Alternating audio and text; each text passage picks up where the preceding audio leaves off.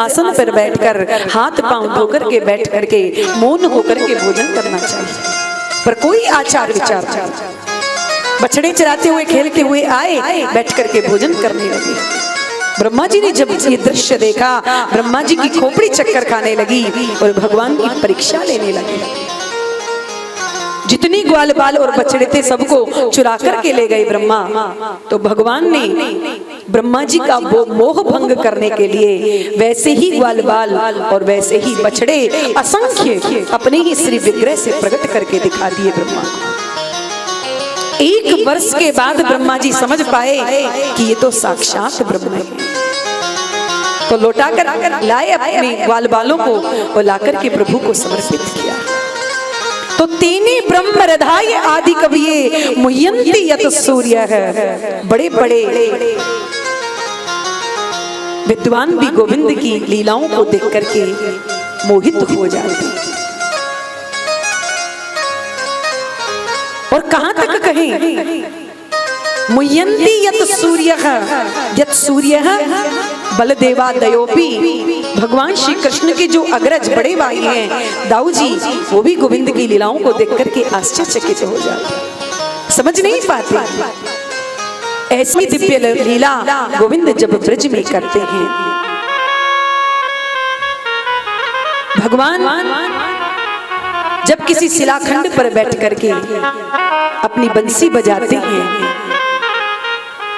गायें जब उस बंसी को सुनती हैं तो एकदम पाषाणवत हो जाती हैं। और गिरिराज के जो पाषाण खंड हैं वो गोविंद की मुरली को जब सुनते हैं तो बंसी को सुनकर के सब द्रवित हो जाते हैं।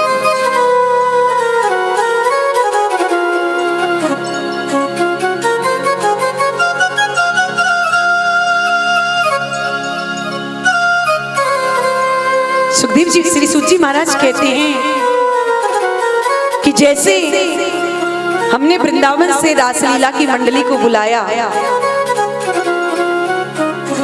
तो अध्यक्ष जो उसके मुखिया वो अकेले नहीं आएंगे, 10-20 आदमी अपने साथ लेकर के आते हैं पात्र। और जब मंच पर आते हैं तो जिसको जैसा पात्र देते हैं वो वही बन जाता है। किसी को पिता बना देते हैं, किसी को माता बना देते हैं, किसी को शत्रु बना देते हैं। पर जैसे ही पर्दा गिरता है तो न कोई माता है, न कोई पिता है, न कोई मित्र है, न कोई शत्रु है। ऐसे ही भगवान जब इस धराधाम पर अपनी लीला करने के लिए आते हैं तो किसी को अपना शत्रु बना करके भेज देते हैं, किसी को अपना मित्र बना करके भेज देते हैं। और जैसे ही लीला संपन्न होती है कि स्वयं अपने परम धाम को चले जाते हैं, अभिनय समाप्त करके चल देते हैं। इसलिए श्री सूत जी कह रहे हैं कि धामना स्वेन सदा निरस्त कुहकम सत्यम परम धीमहि। भगवान के मथुरादि धामों में निवास करने वाला जितना भी भगवान का परिकर है वो सब सत्य स्वरूप है, सच्चिदानंद स्वरूप है। ऐसे भगवान पुराण पुरुषोत्तम गोविंद का हम ध्यान करते हैं। सत्यम परम धीमहि। द्वितीय श्लोक में अनुबंध चतुष्ट का प्रयोग किया गया है। श्रीमद् भागवत का नियम क्या है, श्रीमद् भागवत को सुनने का पात्र कौन है और श्रीमद् भागवत को सुनने से लाभ क्या है। कि धर्म प्रोजित के त्रिगोत्र परमो निर्मत्सराणाम सताम वेद्यम वास्तव मत्र वस्तु शिवदम तापत्रयो निमूलनम। श्रीमद् भागवते महामुनि कृते किंबा परैरीश्वरः सद्योरिध्यवरुध्यते त्रिकृतिवी श्रुश्रुभिषतत्क्षणा। इस श्लोक में 3 बार अत्र शब्द का प्रयोग किया गया है। व्यास जी महाराज कहते हैं कि अत्र श्रीमद्भागवते प्रोजित केतवः परमो धर्म निरूप्यते। इस श्रीमद्भागवत में परम धर्म का निरूपण किया गया है। कहते हैं कि ये परम धर्म किसे कहते हैं। परम धर्म की व्याख्या आगे विस्तार में बताई जाएगी आप लोगों को। श्रीमद्भागवत में परम धर्म का निरूपण किया गया। निर्मत्सराणाम सताम, जिसके भीतर से मत्सर निकल गया हो। देखो, मच्छर में और मत्सर में थोड़ा सा अनुस्वार का अंतर है। मच्छर जो होता है वो बाहर से काटता है, लेकिन मत्सर जो होता है वो भीतर से काटता है। मत्सर का मतलब है ये मुझसे आगे कैसे निकल गया।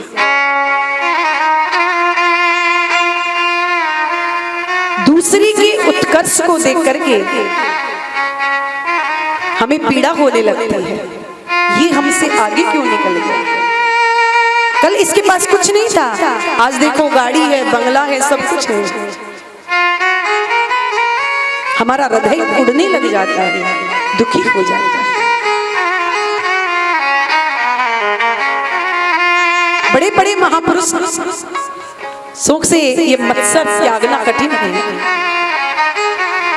कंचन तजना सहज है, सहज प्रिया गाने, परमान बड़ाई ईर्षा, दुर्लभ तजना।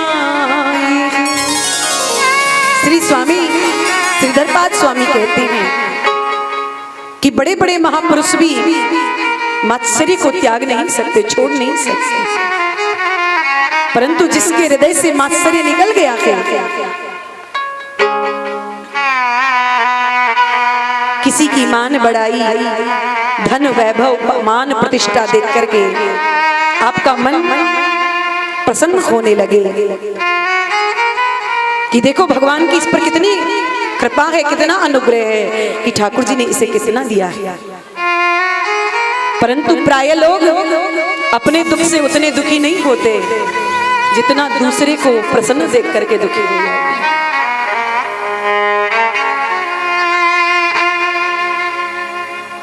श्रीमद् भागवत की आप उत्तम पात्र कब बनेंगे? जब दूसरों के उत्कर्ष को देख करके आपको प्रसन्नता होने लग जाए, तब आप समझ लेना कि हम श्रीमद् भागवत श्रवण करने के उत्तम पात्र बन गए। परंतु हम क्या करते हैं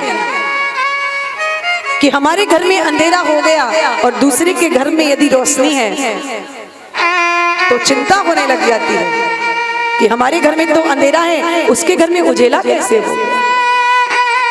अरे भाई, उजेला होना था सो हो गया। लगता है कि तुम्हारा तार बिजली घर से कट गया है, कनेक्शन कट गया, इसलिए अंधेरा हो गया।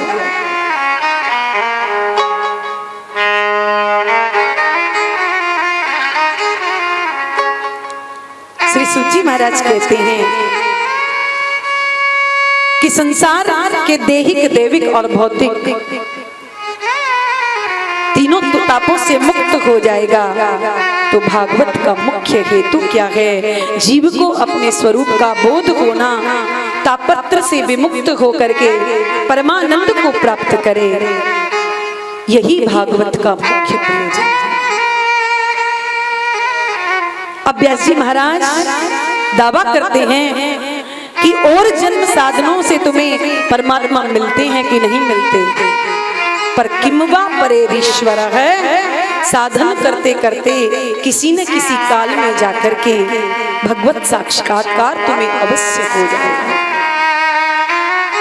तुम्हें भगवान की दिव्य आनंद की अनुभूति होने लग जाएगी। भागवत कथा हो रही है, अभी हम अपने घर से गए नहीं कथा सुनने के लिए, अपने घर में बैठे हैं, पर यदि हमारे हृदय में ये भाव जागृत हो गया कि चलो कथा हो रही है, चल करके कथा सुन आए, अभी आपने एक पांव भी अपने घर से बाहर नहीं निकाला, पर जैसे ही ये भाग आपके हृदय में जागृत हुआ कि उसी समय गोविंद आपके हृदय में प्रकट हो जाते। क्योंकि जब तक भगवान का प्राकट्य हमारे हृदय में नहीं होगा, तब तक ऐसे सद्भाव हमारे जीवन में नहीं आ सकते।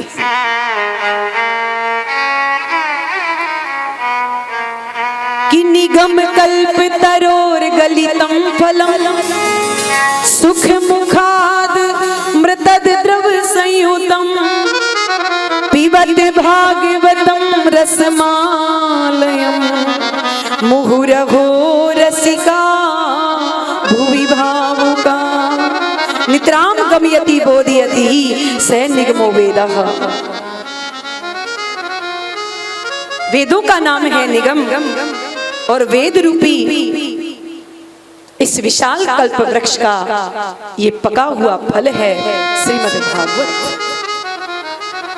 किसी ने पूछा, महाराज भागवत रूपी फल बहुत परिपक्व है और वेदों की उच्च शाखा से नीचे गिरा है तो फूट गया होगा, क्योंकि फल जब गिरता है तो पकड़ के नीचे गिरता है, और यदि एकदम झटके से नीचे गिरेगा तो एकदम फूट जाएगा।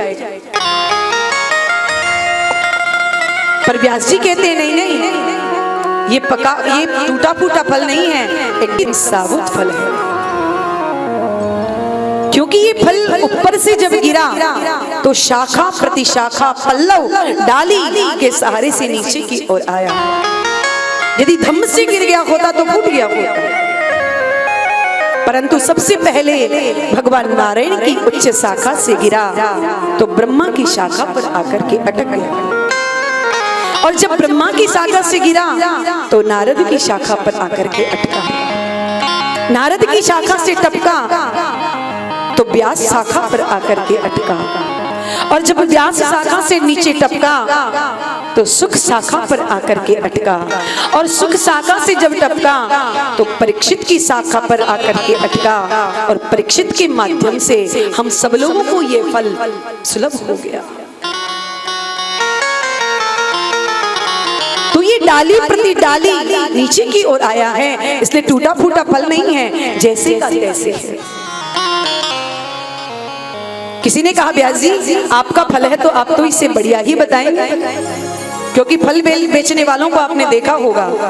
फल बेचने वाले क्या कहते हैं, केला मलाई से भी मीठा। अब बताओ, केला कोई मलाई से मीठा हो सकता है? पर ये बेचने वालों की कुशलता होती है कि अपने फल को वो कैसे बेचे। खरबूजा मिश्री से भी मीठा। किसी ने सुन लिया और खरीद लिया, घर जाके उसको अमनिया किया, और जैसे ही पाने के लिए बैठा तो एकदम फीका, आकर के लड़ने के लिए तैयार हो गया। भैया तूने तो कहा था कि खरबूजा मिश्री से भी मीठा। उसने कहा, भैया मैंने कहा तो था कि मिश्री से भी मीठा, खरबूजे में जरा चीनी मिला करके और फिर उससे पाओ तो खरबूजा मिश्री से भी मीठा। तो ये तो बेचने वालों की कुशलता है कि वो अपने फल को क्या कह करके बेचेंगे, कैसे बेचेंगे। तो व्यास जी से कह रहे हैं कि व्यास जी आपका फल है, इसलिए तो आप तो इसे मीठा ही बताएंगे, अच्छा ही बताएंगे, परंतु कोई प्रमाण है कि ये फल मीठा है? तो व्यास जी कहते हैं हाँ, प्रमाण है, और वह प्रमाण है तोता। क्योंकि फल का पारखी तोता ही होता है, तोते से पारखी और कोई नहीं हो सकता। तोता जिस फल में मुख लगा देता है वह फल कभी खट्टा नहीं हो सकता। या ये समझे कि तोता मुख लगाता ही उसी फल में मुख है जो फल पहले से मीठा होता है। और ये भागवत रूपी तो फल तो ऐसा फल है जिसमें सुखदेव रूपी तोते की चोंच लगी हुई है, और सुखदेव ऐसे वैसे नहीं, परमहंसाचार्य है सुखदेव जी महाराज, परिव्राजक हैं, जिन्होंने जन्म लेते ही सन्यास ग्रहण कर लिया, वन में चले गए। उस परमात्मा को श्रुतियों ने रस रूप रह करके प्रतिपादित किया है, रसो वैसः।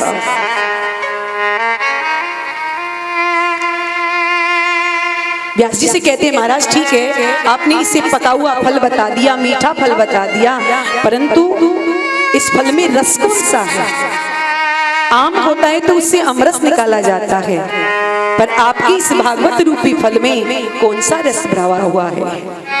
तो व्यास जी महाराज कहते हैं कि अमृत द्रव्य संयुतम, मेरा जो ये भागवत रूपी फल है इसमें एकदम अमृत रस भरा हुआ है।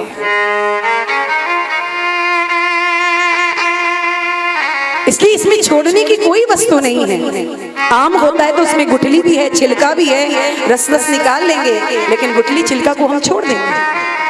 परंतु भागवत ऐसा फल है जिसमें न गुठली है और न छिलका है। तो ठीक है महाराज, आपने इसे मीठा फल बता दिया, अब इस फल का हम क्या करें?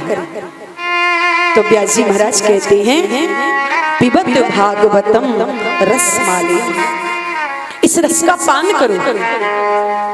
तो महाराज कितनी बार पान करें? एक बार, 2 बार, 10 बार? क्योंकि भागवत तो यदा कदा कहीं ना कहीं होती रहती है, तो कहां इस रस का पान करें, कब तक करें? तो व्यास जी महाराज कहते हैं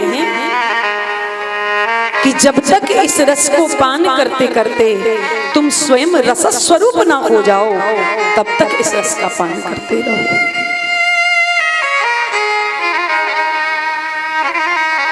यह फल रसमय कृष्ण रस से परिपूर्ण है ये फल, इसलिए पियो। व्यास जी महाराज कहते हैं बारंबार पियो, जितनी बार पी सकते हो उतनी बार पियो, यहाँ तक कि जब तक तुम्हारी मृत्यु न हो जाए, जब तक तुम्हें उस परम तत्व की प्राप्ति न हो जाए, तब तक तुम इस रस का पान करते हो।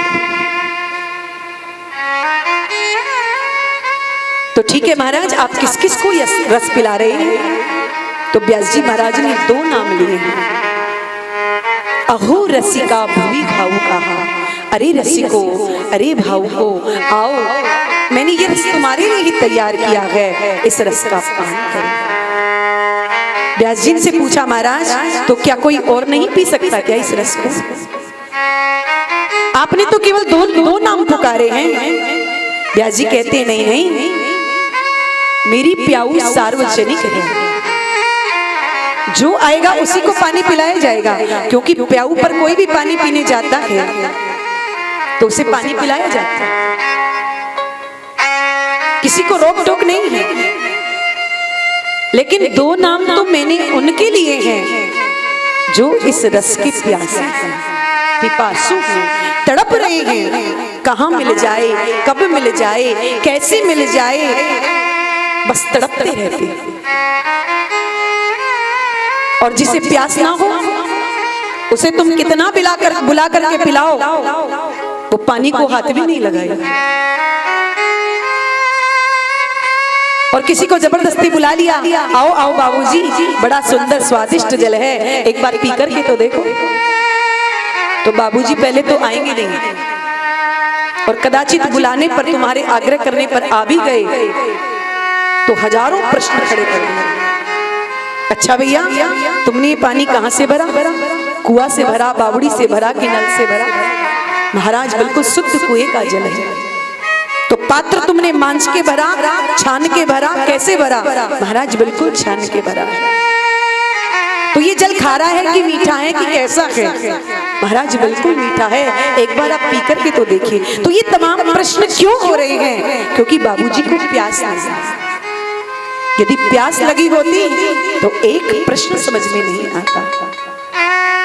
और कहीं प्यासा व्यक्ति रेगिस्तान में चला जाए और वहां जाकर के फंस जाए, कोसों दूर उसे पानी कहीं दिखाई भी ना दे, पानी की खोज में भाग रहा है, तड़प रहा है, और पीछे से आकर के कोई आवाज दे, बाबूजी जल पियोगे? तो एक प्रश्न समझ में नहीं आएगा, उस प्यासे को केवल उस समय जल समझ में आएगा, भैया जल्दी से मुझे जल पिला दो। व्यास जी महाराज कहते हैं ऐसे ही मेरी ये प्याऊ सार्वजनिक है, जो आएगा उसी को पिलाया जाएगा। पर ये 2 नाम मैंने उनके लिए हैं जो इस प्यास, जल के प्यासे हैं, इस रस के प्यासे हैं, कि आओ इस रस को पियो। क्योंकि जिसे प्यास लगी होती है ना, वो निमंत्रण की प्रतीक्षा नहीं करता कि हमें निमंत्रण मिलेगा तब कथा सुनने के लिए जाएंगे। हमें निमंत्रण नहीं आया तो हम क्यों जाएं? तो उन्हें प्यास नहीं है इस रस की। यदि इस रस में डूबा हुआ होता, इस रस की उसे प्यास लगी होती, तो वो कोई परवाह नहीं करता। कौन कह रहा है, कौन कहलवा रहा है, कथा कहाँ हो रही है, उसे इससे कोई मतलब नहीं। उसे केवल इस रस से मतलब है, मुझे कथा सुनना है। और वो दौड़ा भागा चला आता। सूची कहते हैं कि नेमि से निमिष ऋषये सोन गादया सत्रम स्वर्गाय लोकाय सहस्त्र सम्मासतः। नेमि सारण्य की पावन भूमि में 88,000 संत जन विराजमान हैं। 1,000 वर्ष का जिनका सत्र चल रहा है, जहाँ एक एक निमिष का जहाँ महत्व है, उसी को नेमि सारण्य कहते हैं। ब्रह्मा जी का मनस चक्र यहीं पर आकर के गिरा था, इसलिए इसे चक्र तीर्थ भी कहते हैं। और जहां हमारा मन आकर के शांत हो जाए, उसे भी नेमि सारण्य कहते हैं। आज 88,000 संत जन सोनकादिक ऋषियों सूजी के सामने बैठे हैं, और आज सूजी को प्रणाम करके सोनकादिक ऋषियों ने सूजी से 6 प्रकार के प्रश्न किए। सूजी महाराज से सोनक जी कहते हैं, सरकार, हमारा पहला प्रश्न ये है कि प्राणी मात्र का कल्याण कैसे हो। शास्त्र बहुत हैं, लेकिन मनुष्य के पास समय कम है, तो शास्त्रों का जो सार हो वो आप हमें बता दीजिए। भगवान यदि समर्थ हैं, जगदीश्वर हैं, तो फिर भगवान अवतार क्यों लेते हैं? और यदि भगवान ने अवतार लिए हैं, तो भगवान के कितने अवतार हुए हैं? कोई कहता है भगवान का 1 अवतार हुआ है, कोई कहता है भगवान के 10 अवतार हुए हैं, कोई कहता है भगवान के 24 अवतार हुए हैं, और कोई संत तो कहते हैं हरि अनंत हरि कथा अनंता, कही सुनई बहुविधि सब संता। भगवान के तो अनंत अवतार हैं, तो शास्त्र के परिप्रेक्ष्य में भगवान के कितने अवतार हुए?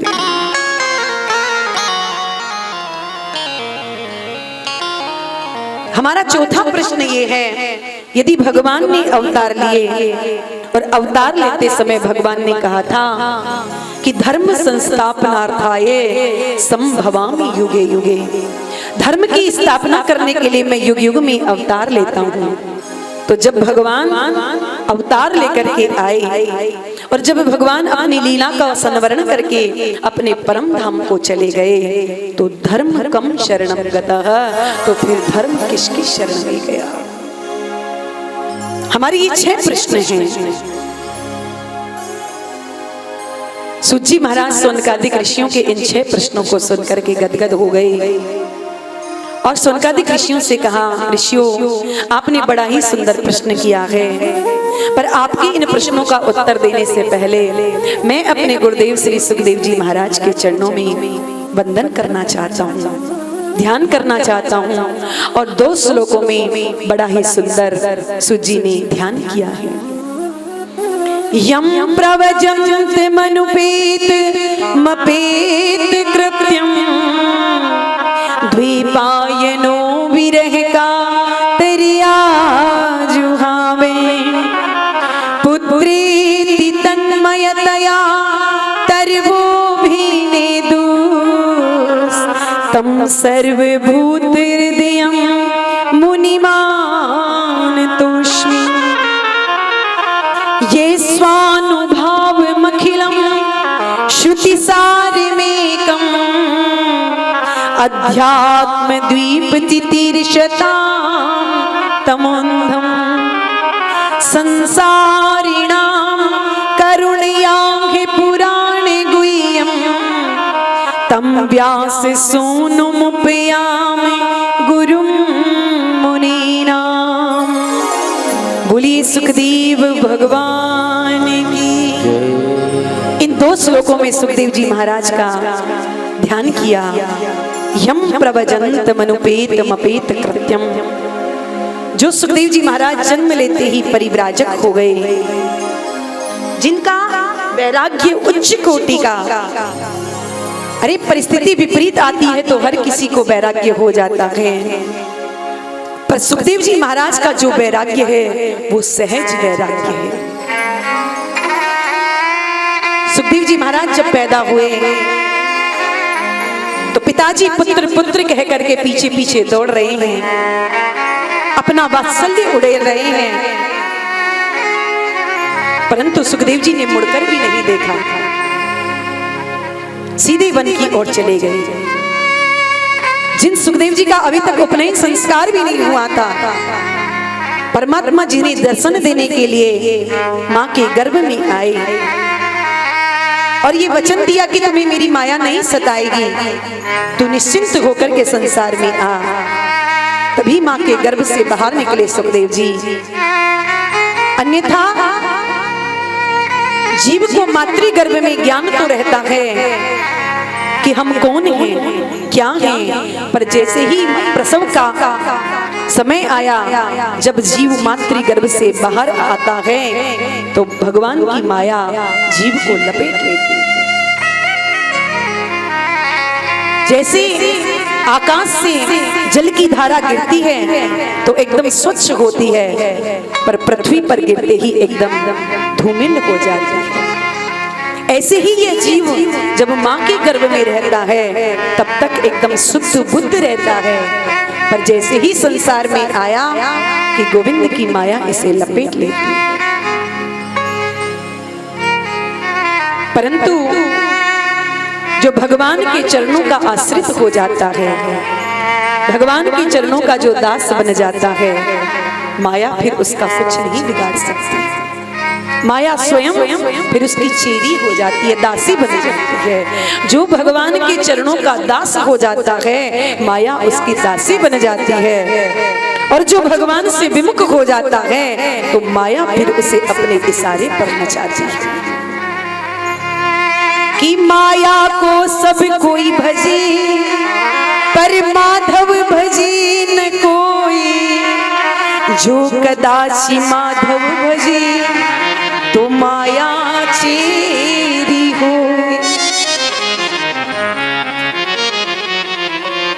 सुखदेव जी कौन है, जरा इनके चरित्र पर हम दृष्टि डालें।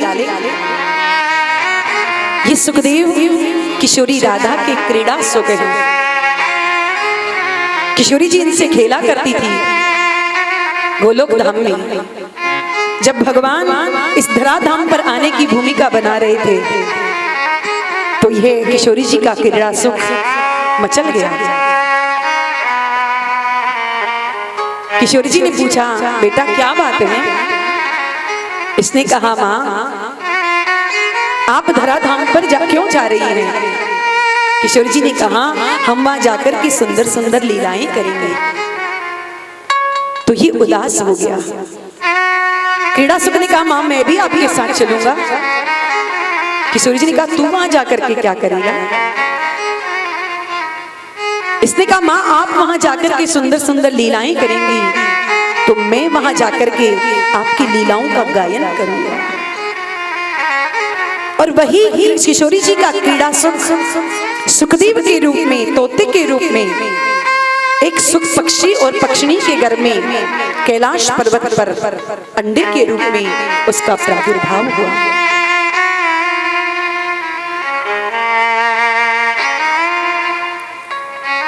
परंतु सुख पक्षी और पक्षिणी तो बर्फीली हवाओं से संतृप्त होकर के अन्यत्र चले गए, पर ये अंडा वहीं पड़ा रहा। एक दिन नारद जी महाराज घूमते हुए कैलाश पर्वत पर गए। भगवान शिव तो समाधि में बैठे थे। माता पार्वती ने नारद जी का स्वागत किया। आओ आओ गुरुदेव, आज तो बड़े दिनों के बाद आपका दर्शन हुआ है, क्यों आजकल कहीं आना जाना बंद कर रखा है क्या? नारद जी ने कहा, माँ हमने आजकल संसार के लोगों के यहाँ जाना आना बंद कर दिया। क्यों? क्योंकि संसार के लोग जो भी जिससे प्रेम करता है वो स्वार्थ बस करता है, इसलिए हमने जाना आना बंद कर दिया।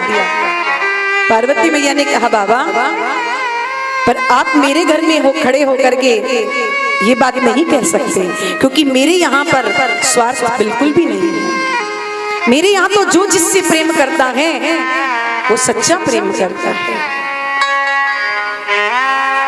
मेरे भोले बाबा तो मुझसे इतना प्रेम करते हैं कि जब भजन करने बैठते हैं तो सबसे पहले आकर के मुझे बताते हैं कि देवी आज मैंने इतना भजन किया, आज मुझे भगवान के इस स्वरूप के दर्शन हुए। मेरे यहाँ वैमनस्यता नहीं है, मेरे यहाँ प्रेम ही प्रेम है। क्योंकि आप देखिए कि मेरा पुत्र है गणेश, उसका वाहन क्या है? चूहा। और भगवान शिव के गले में क्या है? सर्प। सर्प चूहे का विरोधी, पर फिर भी वैमनस्यता बदल करके एक ही जगह पर रहते हैं। मेरा छोटा पुत्र है कार्तिकेय, उसका वाहन है मोर, और शिव जी के गले में है सर्प। सर्प और मोर में प्रतिद्वंद, दोनों एक दूसरे के विरोधी, पर फिर भी वैमनस्यता बदल करके रहते हैं। मेरा वाहन है सिंह और भगवान भोलेनाथ का वाहन है बैल। ये भी एक दूसरे के शत्रु, पर फिर भी कितने प्रेम से रहते हैं। तो मेरे यहाँ छल कपट नहीं है, मेरे यहाँ तो केवल प्रेम है। नारद जी ने सोचा कि माता जी अपने घर की कुछ ज्यादा ही बड़ाई कर रही है। नारद जी ने कहा माता जी ठीक है, आपके घर में प्रेम है, बड़ी अच्छी बात है, परंतु माँ आप भगवान भोलेनाथ की अर्धांगिनी हैं और भगवान शिव आपसे बहुत बड़ा प्रेम करते हैं। बोले हाँ करते हैं। तो एक बात आपके भोले बाबा ने आपको जरूर बताई होगी। क्या? वो ये कि जिस मुंडों की माला को भोलेनाथ 2400 घंटे अपने गले में लटकाए घूमते हैं, उस माला में किसके मुंड लगे हैं, ये आपको तो जरूर बताया होगा। अब तो सती जी का सिर घूमा, सती जी सोचने लगी और नारद जी से कहा देखो महाराज, भोलेनाथ मुझसे प्रेम तो बहुत करते हैं, पर मुंड माला में किसके मुंड लगे हैं ये तो मुझे आज तक कभी नहीं बताया। नारद जी कहते तो फिर क्या खाक प्रेम करते हैं आपसे? अरे यदि प्रेम किया होता तो अब आपसे तो कम से कम बताया होता कि इस मुंड माला में किसके मुंड लगे हुए हैं, और आपको यानी अपनी धर्म पत्नी तक को नहीं बताया। पर ठीक है माता जी कोई बात नहीं, अपने राम तो चलते हैं। तब तक भोलेनाथ की समाधि खुल गई। भोलेनाथ के जैसे ही नेत्र खुले तो सामने नारद जी को देखा। अरे आओ आओ नारद भाई, बड़े दिनों के बाद आपके दर्शन हुए। नारद जी कहते हैं भोले बाबा आप तो जानते हैं कि हम 2 घड़ी से ज्यादा कहीं टिक नहीं सकते, इसलिए फिर कभी आएंगे, फिर कभी आपसे भगवत चर्चा होगी, अब तो हम चलते हैं। इतना कहकर के नारद जी तो वहां से चले गए। पर जैसे ही भोलेनाथ की दृष्टि सती जी पर पड़ी तो सती जी के मुख पर तो 12 बज रहे थे। भोलेनाथ ने सती जी से पूछा, सती जी क्या बात हो गई, आपका मुख इतना लटका हुआ क्यों है?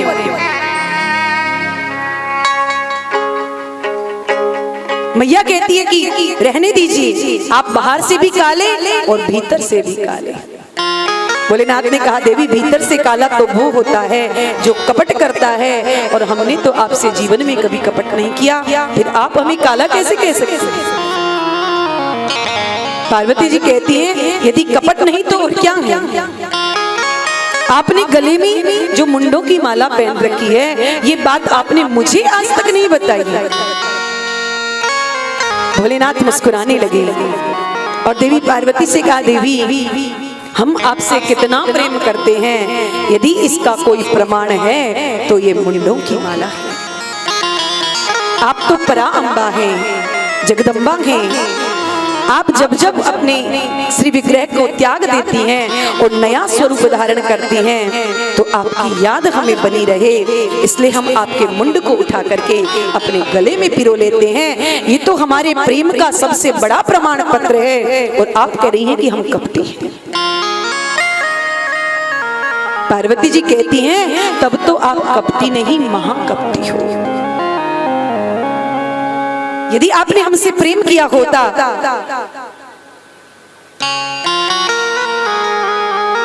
तो आपने ऐसा कौन सा अमृत पी रखा है जिससे आपकी कभी मृत्यु नहीं होती और हमें बार बार मरना पड़ता है। यदि सच्चा प्रेम आपने हमसे किया होता तो वो अमृत आप हमें भी पिला देते, हमारी भी कभी मृत्यु नहीं होती। भोलेनाथ ने कहा देवी हमने सच में अमृत पिया है और उस अमृत का नाम है अमर कथा, भागवत कथा। इस कथा का हमने पान किया है। पार्वती जी ने कहा तो यदि आप हमसे प्रेम करते हैं तो हमें आप ये कथा सुनाइए, अभी सुनाइए और आज ही सुनाइए। भोलेनाथ ने सोचा कि त्रियाहट हैं, मानेंगी नहीं। भोलेनाथ ने कहा देवी पर हमारी दो शर्त हैं। हमारी पहली शर्त तो ये है कि हम नेत्र बंद करके सुनाते हैं और दूसरी शर्त ये है कि जब हम कथा सुनाते हैं तो आप सुन रही हैं या नहीं सुन रही हमें कैसे पता लगेगा। तो आपको बीच बीच में हुंकारी भरनी पड़ेगी। जैसे गांव में माताएं कहानी किस्सा सुनाती हैं तो सुनने वाली बीच बीच में कहती है ना हाँ हाँ, तो सुनाने वाले को भी आनंद आता रहता है कि सुन रही है। तो ऐसे ही बोले बाबा भी पार्वती जी से कह रहे हैं कि आपको बीच बीच में हुंकारी भरनी पड़ेगी। बोले मुझे स्वीकार है, पर आप देख करके आओ कि इस अमर कथा को कोई तीसरा तो नहीं सुन रहा।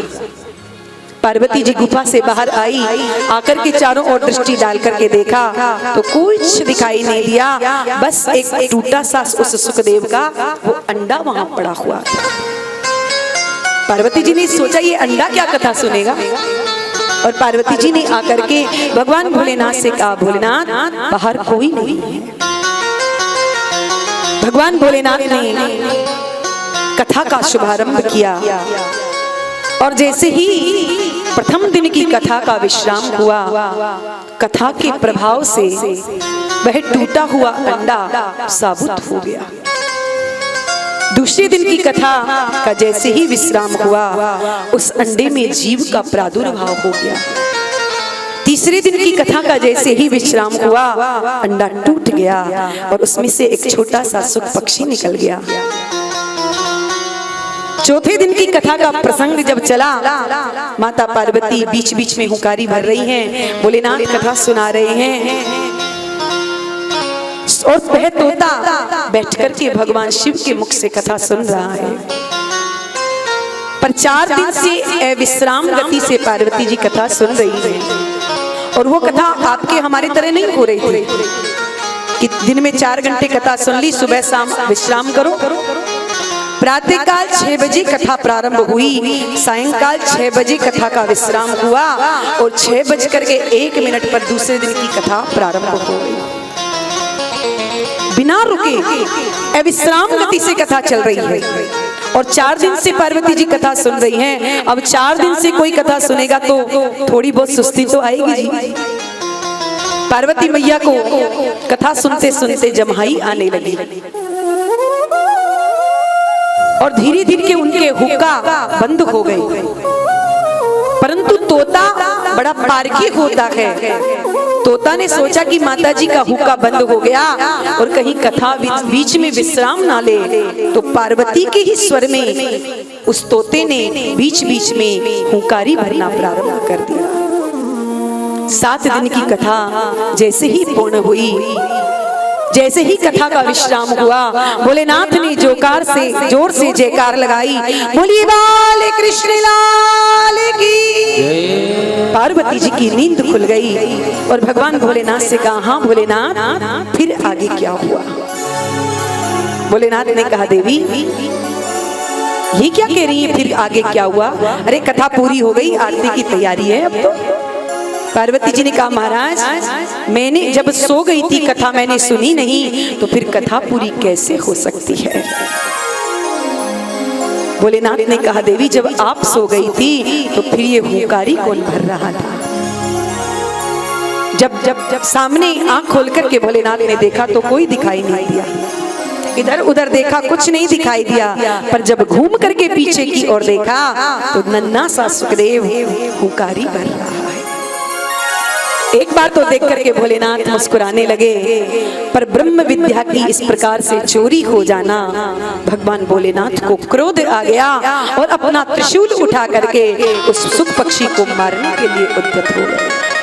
जैसे ही इस तोते ने, सुखदेव जी ने देखा कि भोलेनाथ मुझे मार डालेंगे, तोते ने उड़ना प्रारंभ किया, आगे आगे सुखदेव और पीछे पीछे भोलेनाथ भागते जा रहे हैं। और भागते भागते जैसे ही बद्रिकाश्रम में आए, बद्रिकाश्रम में सरस्वती नदी के तट पर व्यास जी का सम्यक्प्रास आश्रम है, जहां पर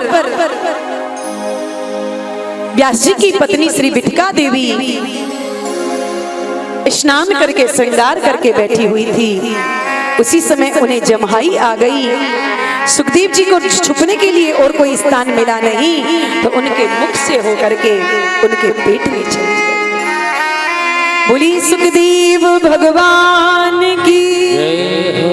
भोलेनाथ त्रिशूल लेकर के आए हैं, चारों ओर सुखदेव को खोज रहे हैं। व्यास जी ने जब भोलेनाथ को देखा, पूछ लिया, भोलेनाथ आप किसे ढूंढ रहे हैं? भोलेनाथ ने कहा, चोर को ढूंढ रहे हैं।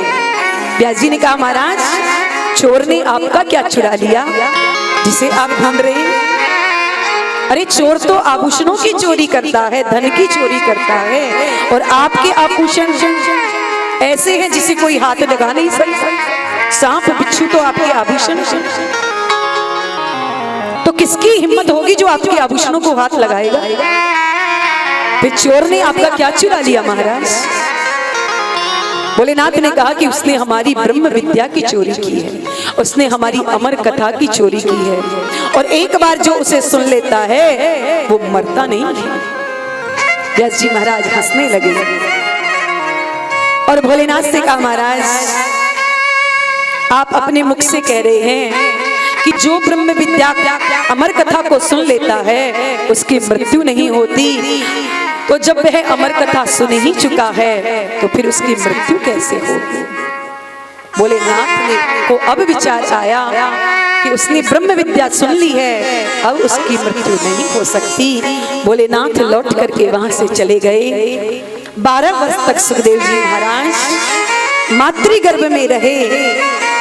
12 वर्षों के बाद व्यास पत्नी विठका देवी ने व्यास जी से कहा, महाराज मेरे गर्भ से वेद मंत्रों की ध्वनि निकलती है। व्यास जी ने कहा, देवी मुझे तो ऐसा लगता है कि तुम्हारे गर्भ में कोई बहुत बड़ा महापुरुष है, कोई वेदज्ञ है जो वेद पाठ कर रहा है। व्यास जी ने प्रार्थना की, पुत्र आप बाहर आ जाओ, आपकी माँ को बड़ा कष्ट हो रहा है। सुखदेव जी ने कहा, पिताजी यदि मैं बाहर आ गया तो विष्णु की माया मुझे पकड़ लेगी और मैं इस माया से बचना चाहता हूँ। तो बेटा तुम बाहर कैसे आओगे कि यदि भगवान विष्णु स्वयं आकर के मुझे वचन दे दें कि तुम्हें मेरी माया नहीं सताएगी तो मैं बाहर आ जाऊंगा। सूची कहते हैं स्वयं भगवान को वहां आना पड़ा, सुखदेव जी को वचन देना पड़ा कि बेटा तुम पर मेरी माया का कोई असर नहीं होगा, तुम बाहर आ जाओ। 12 वर्षों के बाद सुखदेव मातृगर्भ से बाहर आए। जन्म लेते ही सीधे वन की ओर चले गए। व्यास जी महाराज पुत्र पुत्र कह करते रहे पर लौट करके नहीं आए। ऐसे सुखदेव जी महाराज के चरणों में हम सब बार बार वंदन करते हैं। इन्हीं सुखदेव जी महाराज ने आकर के अपने पिता से भागवत पढ़ी, पर शिव जी को जब 7 दिन में मरने का श्राप लगा तो गंगा के तट पर आकर के भागवत कथा सुनाई। ये सभी चर्चाएं हम कल ठीक 11 बजे से करेंगे। अभी समय पूरा हो चुका है। 2 मिनट के लिए भगवान नाम का आश्रय लेते हुए कथा को हम लोग यहीं पर विराम करते हैं। हे गोपाल राधे कृष्ण गोविंद गोविंद।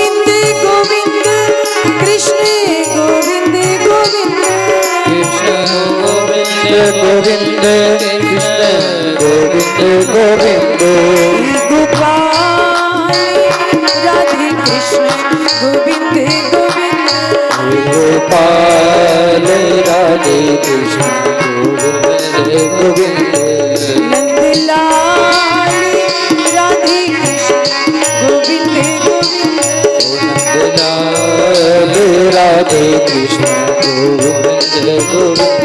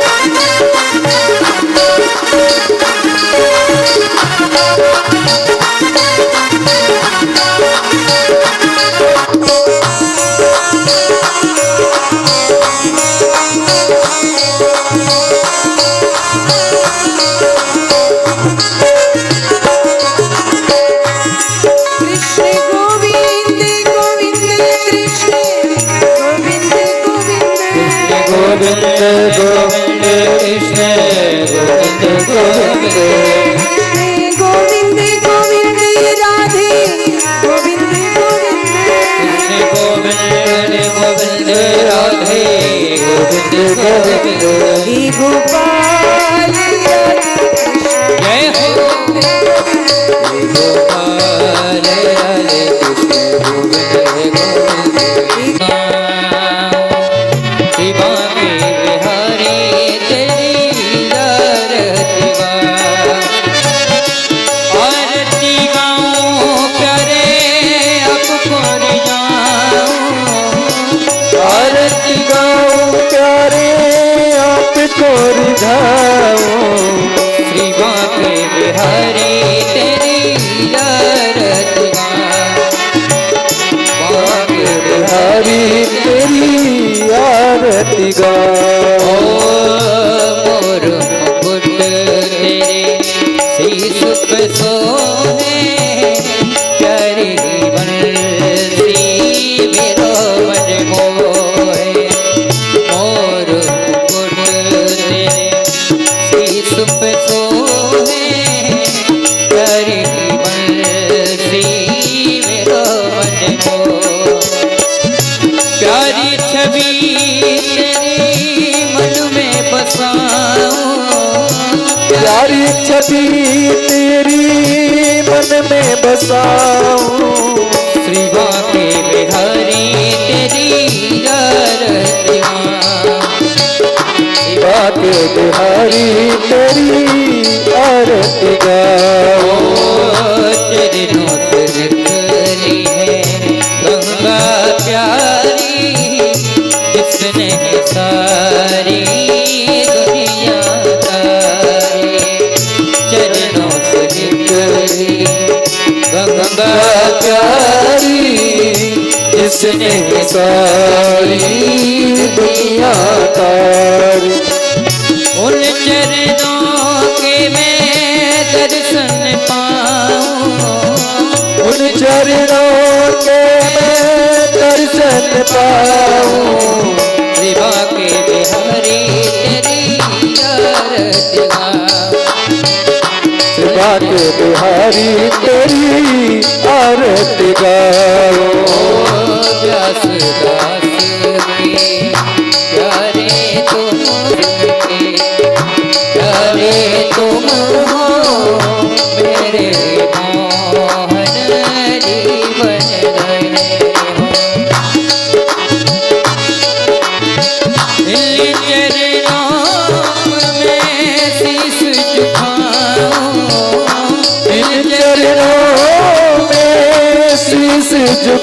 झुकाऊं शिवा के बिहारी तेरी आरती गाऊं शिवा के बिहारी तेरी आरती गाऊं ललिता सब सखियां प्यारी संग सोहे विश्वान दुलारी ललिता सब किया प्यारी संग सोहे बिसवन दुला बस सदा मेरा बन पाओ बस सदा मेरा बन पाओ शिवा के बिहारी तेरी आरती गाओ के बिहारी तेरी आरती गाओ आरती गाओ प्यारे अब पर जाओ आरती गाओ प्यारे तुमको मनाओ शिवा के बिहारी तेरी आरती गाओ शिवा के बिहारी तेरी आरती गाओ तेरी आरती गाओ तेरी आरती गाओ ओम द्योः शान्तिरन्तरिक्षं शान्तिः पृथिवी शान्तिरापः शान्तिरोषधयः शान्तिः वनस्पतयः शान्तिर्विश्वे देवाः शान्ति ब्रह्म शान्तिः सर्वगुं शान्तिः शान्तिरेव शान्तिः सा महाशान्तिरेतिः आरार्तिकं समर्पयामि देवाभिवन्दम् आरार्तिकं गृह्णामि हस्तौ प्रक्षाल्य हस्ते मन्त्रपुष्पाञ्जलिम् आदाय हरि ओम् जग्नेन जग्नमय जन्त देवास्तानि धर्माणि प्रथमान्यासन्नः तेहनाकं महिमानः सजन्त यत्र पूर्वे साध्यः सन्ति देवः हरि ओम् एकदन्ताय विद्महे वक्रतुण्डाय धीमहि तन्नो दन्ति प्रचोदयात् हरि ओम् वृषभानुजायै च विद्महे कृष्णः प्रियायै च धीमहि तन्नो श्रीराधे प्रचोदयात् हरि ओम् नन्दनन्दनाय विद्महे वासुदेवाय धीमहि तन्नो श्रीकृष्णः प्रचोदयात् सीवन्तिका वकुलचम्पकपाटलब्जै पुण्णाङ्कजातिकरवीररशालपुष्पै बिल्वप्रवाल तुलसीदलमञ्जरीभिः स्त्वं पूजयामि जगदीश्वर मे प्रसीद नानाभिः मन्त्रहस्तगतमन्त्रपुष्पाञ्जलिं समर्पयामि जे तीर्थानि प्रचरन्ति शीघ्रशास्तानि खङ्गिणः ते खागुंशत्रियोजनेव धन्वानि तन्मसि यानि कानि च पापानि जन्मान्तरिकृतानि च तानि सर्वाणि नश्यन्तु प्रदक्षिणा पदे पदे की श्रीमद्भागवत महापुराण की श्री व्यासी महाराज की ओम खोजी द्वाराचार्य ब्रह्मपीठाधीश्वर श्री नारायण दास देवाचार्य जी महाराज की राम रिसपाल दास जी महाराज की त्रिवेणी धाम की आज की आनंद की सत्य सनातन धर्म की गौ माता की मोर मुकुट बंसी वाले की जय जय श्री राधे श्याम जय जय श्री राधे श्याम सर्वे भवन्तु सुखिनः सर्वे सन्तु निरामयाः सर्वे भद्राणि पश्यन्तु मा कश्चित् दुःखभाग् भवेत्।